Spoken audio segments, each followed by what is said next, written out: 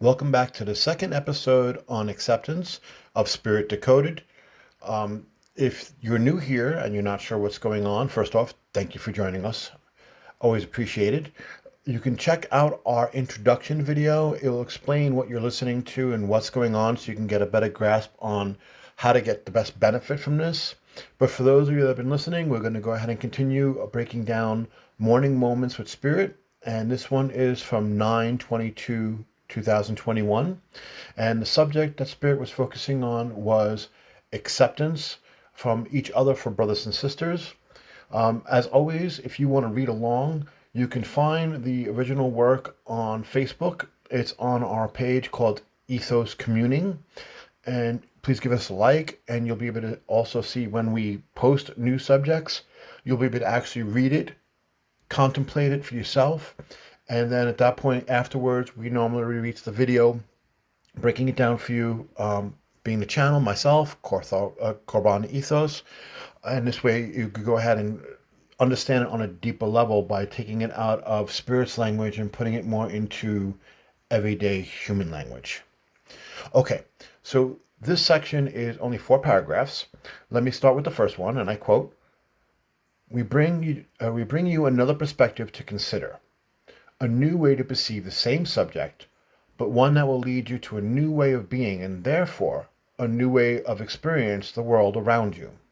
As always, first you realize what you do perceive as not working, has not worked, and does not bring you the experience you say you desire.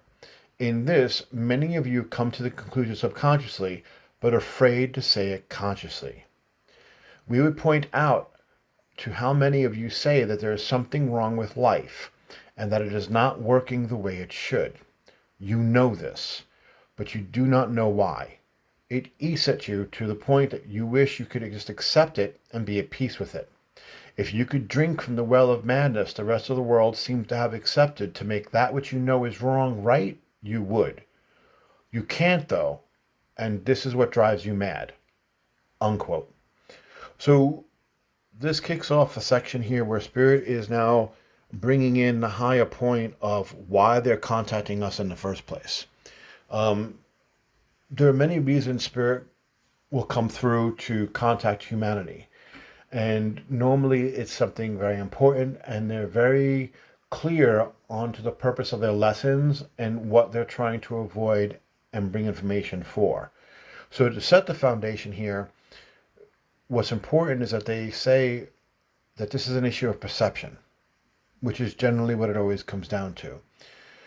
There's nothing wrong with the universe. The thing that needs clarity is us. It's how we perceive it. And the issue in understanding it is understanding what it is that we're actually perceiving. It's a reflection of us. And so that's why they say that they're here to perceive the same subject, but in an all new way. And that what we're currently perceiving, and this is important, it has not worked and does not bring the experience we say we desire. Now, in the previous episode, we broke down the whole fact of talking about the issue being acceptance.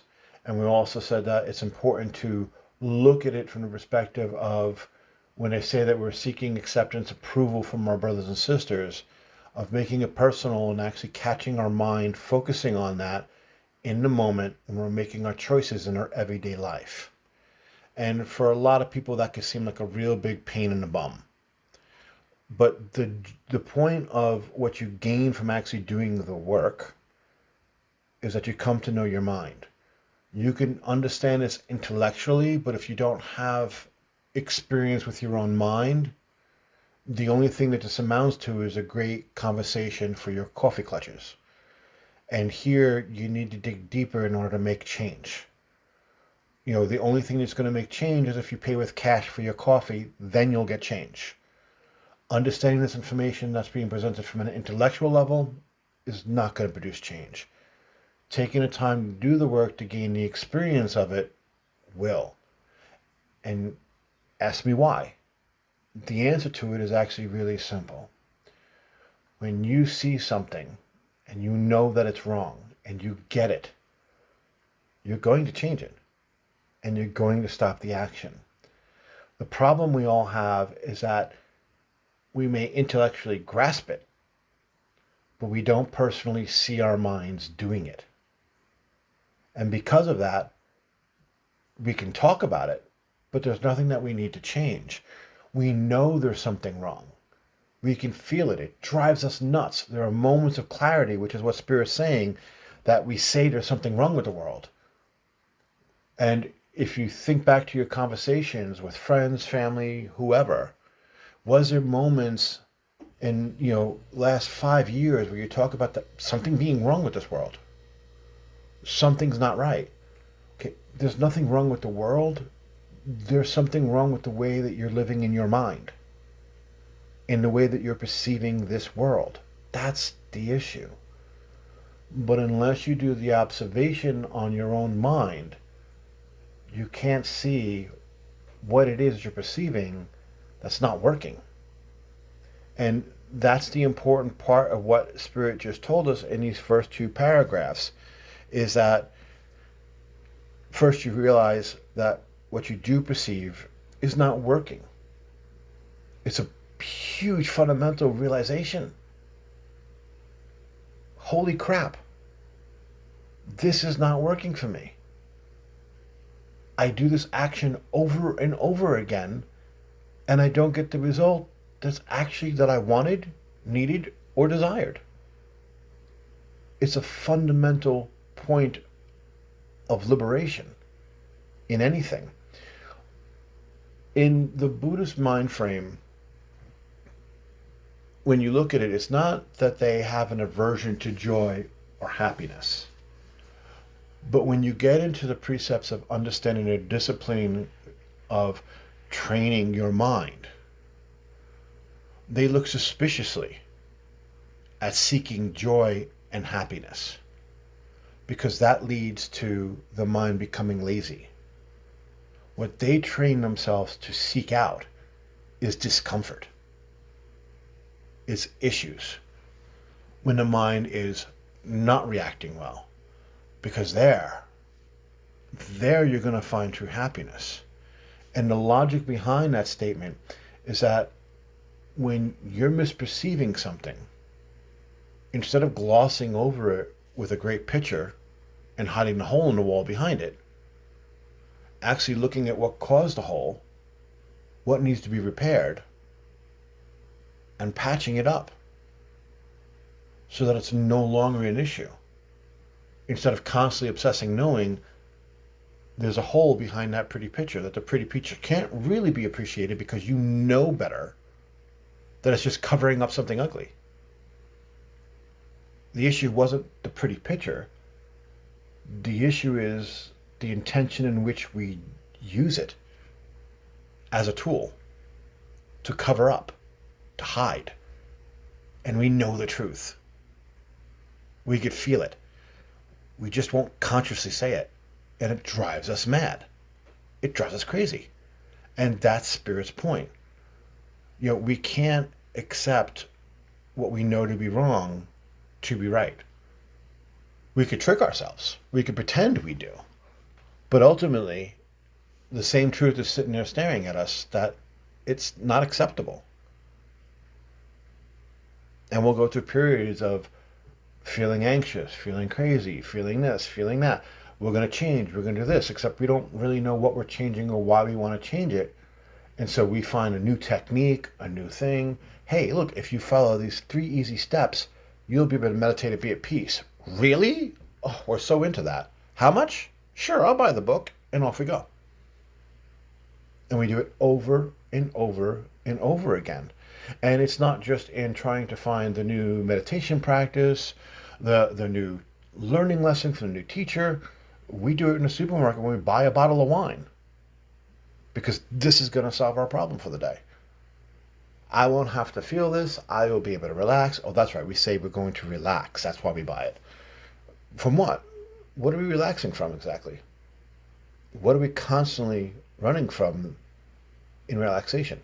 We call it the day. Dum, dum, dum. What does that mean?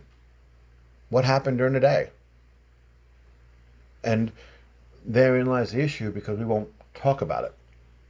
And if we do, it's about what others have done, what they didn't do, what they should have done, what they could have done, what they said, what they didn't say, how they didn't say it. And here we are back to the whole issue of we didn't get the acceptance we were looking for. We weren't heard, we weren't listened to, and now we're pissed off. And round we go. Is any of that true?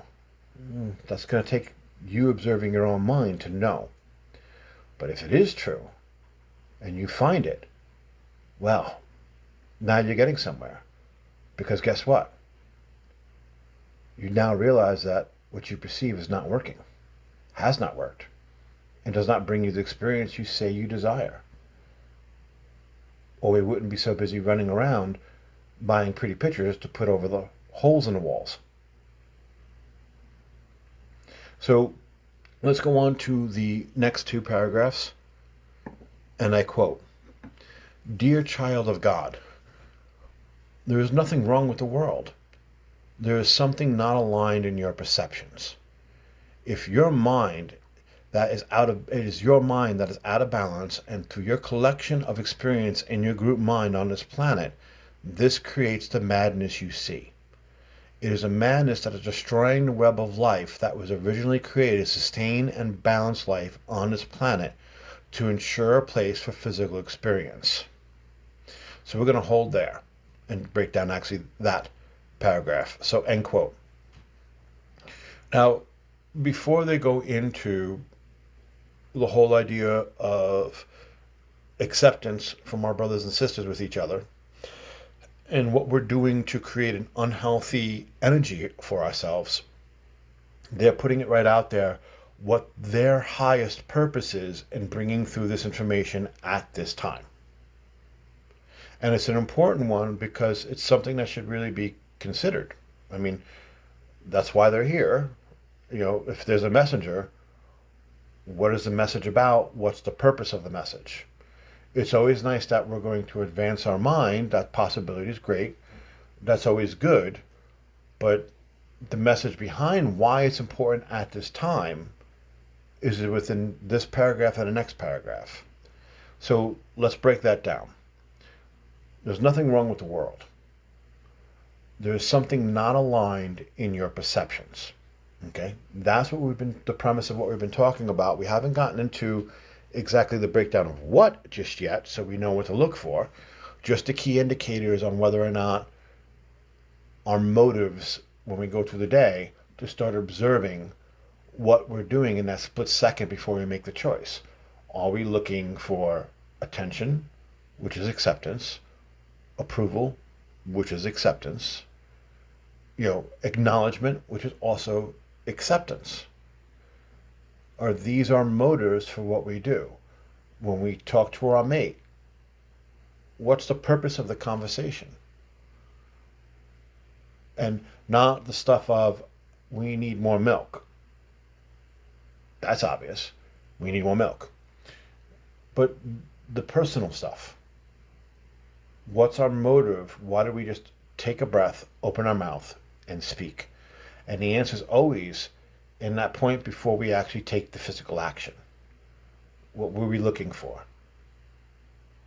And at that point you observe whether it comes down to actually seeking, at that point, approval from who you're speaking with. Now, getting past that, that's what's not aligned in our perceptions. They will break that down further. It is your mind that is out of balance, and through your collection of experience in your group mind on this planet, this creates the madness you see. So the quote-unquote madness that we complain about on this planet, the madness that we see that we don't seem to be able to do anything about, that we always say we're powerless to stop or change, that it's out of our hands. Our most famous expression is, what could little old me do about this? We know there's something wrong, but we just don't feel like it can be changed. There's no hope. If there was hope, we would be out there en masse stopping it. And there are tons of things that we can look at That doesn't make any sense. But yet we continue doing it. And for those of us that are in a position of saying, can we do something about it? We choose not to for whatever reason. So, but the point is what they're saying here is that our mind is out of balance and it's a collection of experience in the group mind on this planet. Our participation with it is how we are currently creating with our perceptions. In mass, because we are agreeing to it with everyone else, that's what's creating the madness. So let's break that down a bit. So how do we change what's going on in mass in the group mind? Well, you're right, you can't. Let's just get that out of the way. Because in order to do that and say, I'm going to change the group mind, you're saying that you're going to override everyone's free will and get them to see it your way. And good luck with that. There have been tons that have tried that. You know, and guess what? They've turned into dictators, war criminals, and if they rode the spiritual path, they were gotten rid of. Jesus, Martin Luther King. And at the end of the day, for anyone that's done those spiritual principles, when you actually look at what they are, and then you look at the people that are following those principles, are they really following those principles? Because they left them pretty clear about what's in their eyes like the way to do it wrong and right. Is that what we're actually doing today? Do we actually match that story? Or did we create another one and still say we're following theirs? Wink, wink. What's the truth? So if you're going to look at going ahead and changing the group mind, you can't. But Spirit put it distinct here. They said it is your mind that is out of balance. And through your collection of experience in your group mind on this planet creates the madness you see. So my point to you is that the only thing that you can change out of this is your mind. It's the only thing that you're responsible for. It's the only thing that you have full power changing. Your life is your message, not my quote, someone else's. Your life is your message. What do you want it to say? And that's your power. That's what you can change. Everyone else can change theirs. You can't wait for them to change theirs to change yours. Your life is waiting for you. Everything is waiting for you. So don't wait. My suggestion. So the other important part of this is that it is the madness that is destroying the web of life that was originally created to sustain and balance life on this planet to ensure a place for physical experience. According to Spirit's perspective on why we're here, why are we in this vehicle? Why did we take this life? Why go through all this? Because certainly it's not easy. So what are we after? It's like coming shopping at a busy store that's overcrowded and getting bustled around all the time and get hit with other people's carts. And you're not even sure where your shopping list is. You're not sure why you walked into the store. Oh, sure. We say general things like, oh, I know. I'm here for food. Well, no, duh. Could you be more specific? Because that will help you get to an aisle. What type of food? And when you ask specific questions, well, I don't know. What do you mean you don't know? You drove all the way here, parked the car, and came inside, and you don't know what you're here for? Food. Again, there's food all around you. Could you be more specific? It's your life. Can you be specific? What did you come here for? What are you shopping for? Life, a family, a good job. Yeah, that's called food. It's all around you. Go ahead. What else you got? What type of food did you come here for?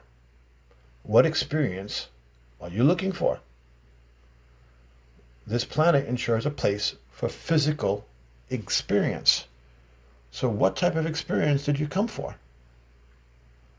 And when you get right down to it, and you have to answer that specifically, honestly, there's not a lot of us that know that answer.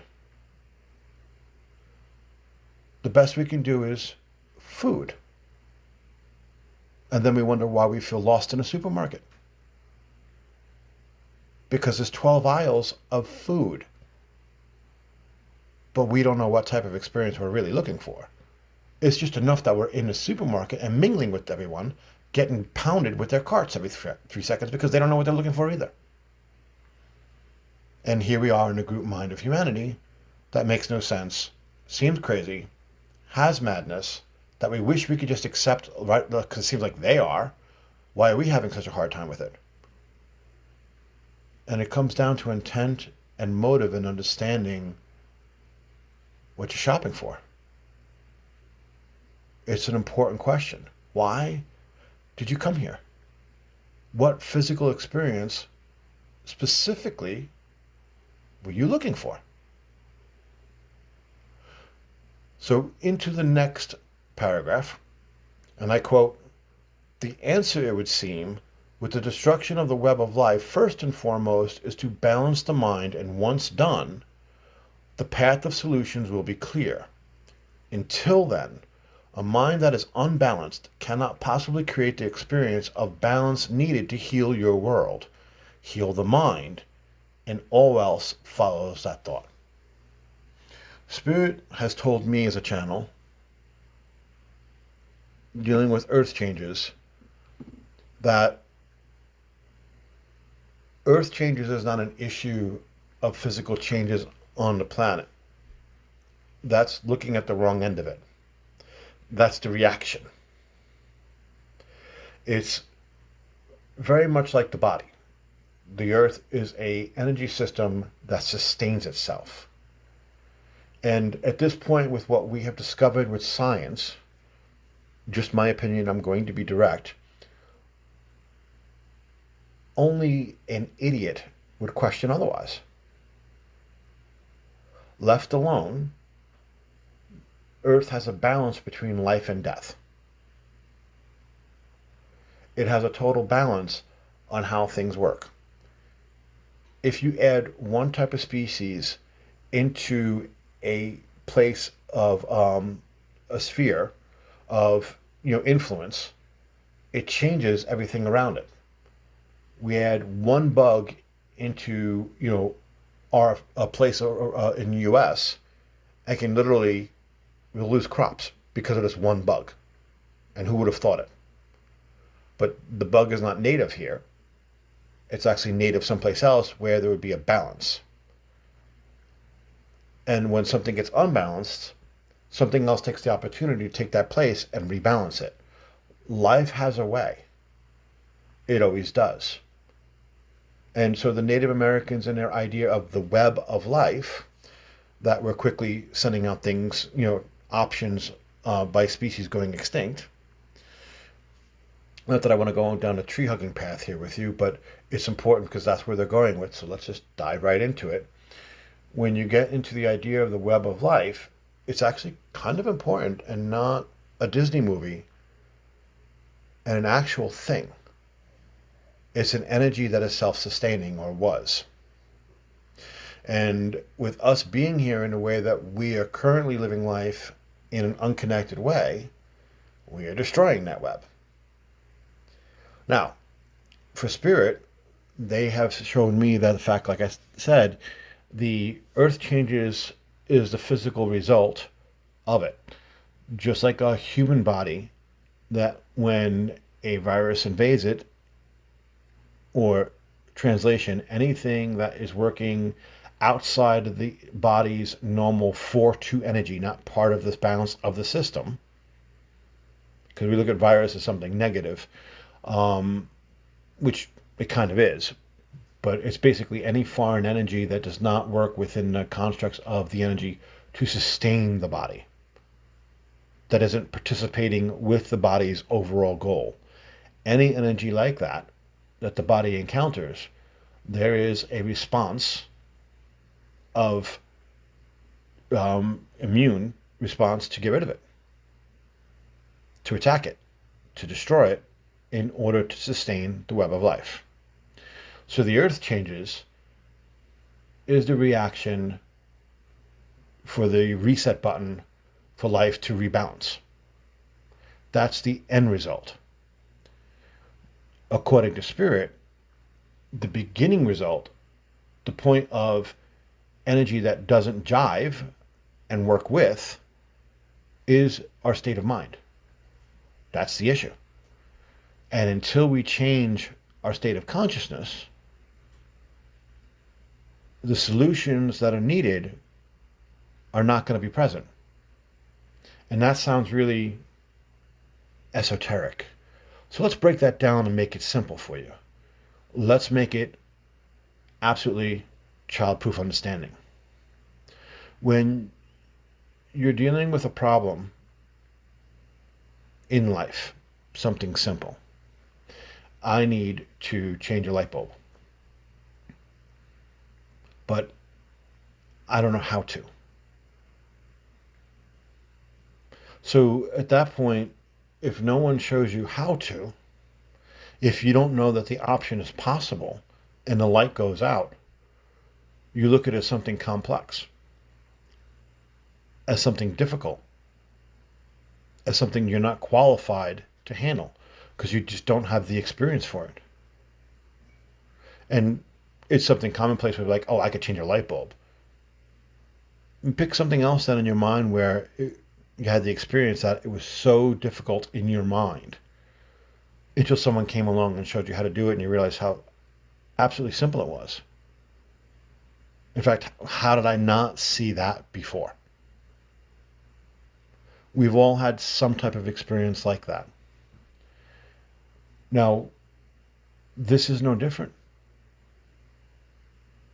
It's nothing deep esoteric. Chain of consciousness. Until we get to the point that first off we realize what we're doing is not working. And this comes down to not from the perspective of looking outside the world and seeing, oh, there's, a mountain of plastic in the ocean the size of Texas. They're finding radiation barrels in the bottom of the ocean. What happens if they leak and go into our water?